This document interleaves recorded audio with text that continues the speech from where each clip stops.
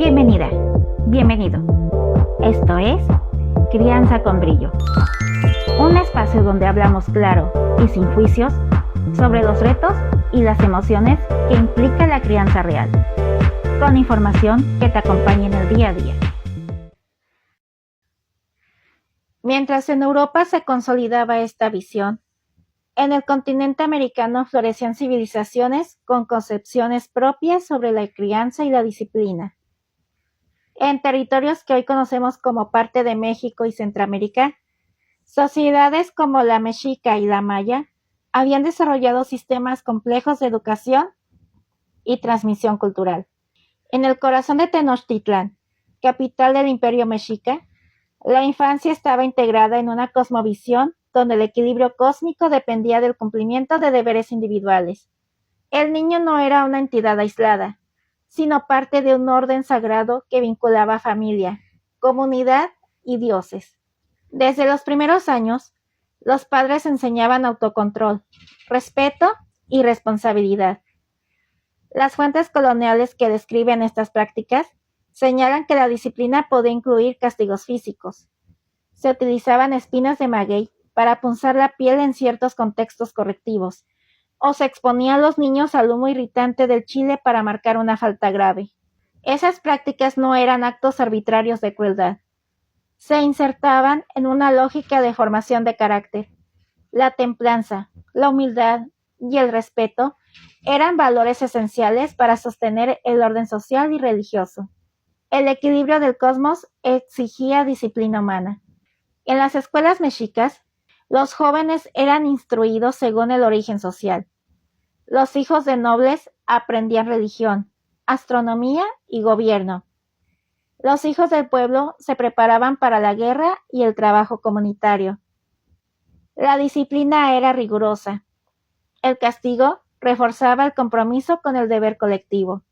En el mundo maya, la educación también comenzaba en el hogar. Los niños participaban en labores agrícolas y rituales religiosos desde edades tempranas. La crianza enfatizaba el respeto a los mayores y la integración a la comunidad. La disciplina física podía emplearse como correctivo, pero siempre dentro de una estructura simbólica donde el orden social reflejaba el orden cósmico. En ambos continentes, aunque con fundamentos distintos, el castigo físico encontraba legitimidad dentro de sistemas que priorizaban estabilidad y continuidad cultural. El origen del castigo como instrumento educativo no puede atribuirse a una sola civilización ni a una sola religión. Surge ahí donde el orden social depende de la obediencia interiorizada. En contextos de alta vulnerabilidad, la disciplina se convierte en herramienta de supervivencia colectiva. La diferencia entre Europa medieval y Mesoamérica no radica en la existencia o ausencia de castigo, sino en los marcos simbólicos que lo justificaban. En Europa, la salvación del alma y la jerarquía feudal. En Mesoamérica, el equilibrio cósmico y el deber comunitario. Dos mundos distintos, una coincidencia estructural. Sin embargo, estos sistemas no permanecerían intactos.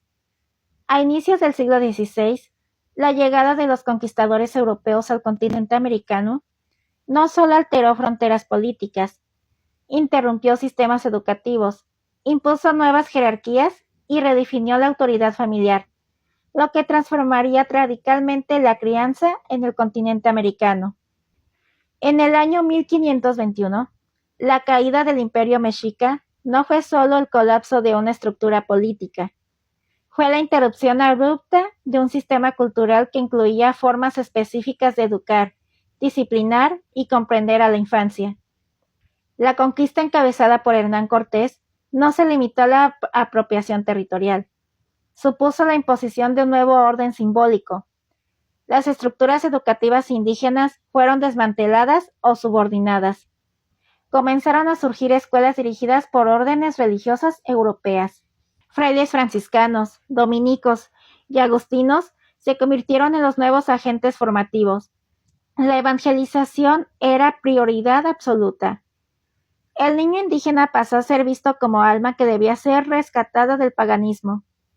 La disciplina no solo corregía conductas sociales, ahora tenía la función explícita de erradicar creencias ancestrales. Las prácticas disciplinarias europeas, ya consolidadas durante la Edad Media, se trasladaron al continente americano. El castigo físico como instrumento correctivo encontró legitimidad dentro de la moral cristiana impuesta. La doctrina del pecado original reforzaba la idea de que el niño debía ser moldeado con firmeza para evitar desviaciones morales. La autoridad paterna indígena se vio desplazada por la autoridad eclesiástica y colonial. La crianza comenzó a experimentar una tensión constante entre tradición y coerción externa. Muchas familias continuaron transmitiendo valores comunitarios en el ámbito privado, pero bajo vigilancia ideológica. En el nuevo orden colonial, la infancia indígena y mestiza quedó atrapada en un sistema jerárquico de castas. La posición social determinaba el tipo de educación accesible. Los hijos españoles y criollos podían recibir instrucción formal más extensa. Los hijos de indígenas y africanos esclavizados eran destinados mayoritariamente al trabajo productivo. En los hogares españoles establecidos en ciudades de la Nueva España, la estructura familiar replicaba el modelo patriarcal europeo. El padre era autoridad absoluta. La madre gestionaba el ámbito doméstico.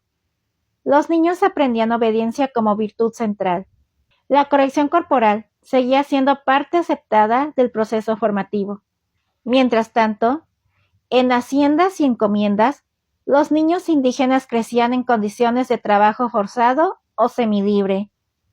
La disciplina adquiría un carácter aún más severo, pues no solo debía garantizar obediencia familiar, sino también sumisión al sistema económico colonial. La evangelización introdujo nuevos rituales en la vida infantil: bautismo temprano, catecismo obligatorio, confesión. La infancia se inscribía desde los primeros días en una estructura religiosa rígida. El pecado ya no era solo concepto teológico, era herramienta de control social. Sin embargo, a lo largo del periodo colonial surgieron matices. Algunas órdenes religiosas desarrollaron sistemas educativos relativamente estructurados. En instituciones vinculadas a universidades, se consolidó un modelo educativo que combinaba escolástica europea con adaptaciones locales. Pero la pedagogía seguía centrada en disciplina y autoridad vertical. El castigo físico persistía porque cumplía funciones claras dentro del entramado social. En sociedades marcadas por desigualdad externa, la obediencia era requisito de estabilidad. El niño debía aprender pronto su lugar en la jerarquía racial y social. La crianza durante la colonia no fue homogénea. En comunidades indígenas alejadas de centros urbanos, persistieron prácticas ancestrales adaptadas a nuevas circunstancias. En zonas rurales, la familia continuó siendo núcleo formativo primario, pero la presión de la Iglesia y del aparato colonial transformó profundamente los marcos simbólicos. La infancia comenzó a ser vista cada vez más como etapa de preparación moral y laboral dentro de un orden impuesto. El castigo físico se normalizó como parte del repertorio educativo tanto en hogares españoles como en comunidades indígenas convertidas al cristianismo. La autoridad adulta no se cuestionaba públicamente. La disciplina se interpretaba como responsabilidad. Sin embargo, el periodo colonial también fue escenario de tensiones sociales crecientes. Cada crisis afectaba la vida cotidiana de las familias. La inseguridad reforzaba prácticas disciplinarias estrictas. En tiempos de inestabilidad, el control doméstico tendía a intensificarse. Pero esa lógica no permanecería intacta para siempre.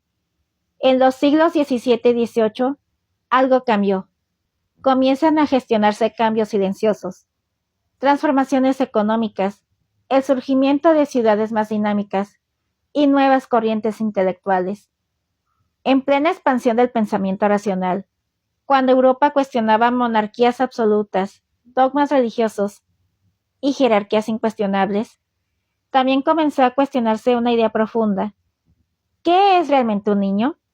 La percepción de la infancia empezará, lentamente, a modificarse. Si este episodio resonó contigo, este espacio es para ti. Aquí criamos con brillo. Suscríbete, Y recuerda que una familia informada es una historia que cambia. Nos vemos en el próximo episodio.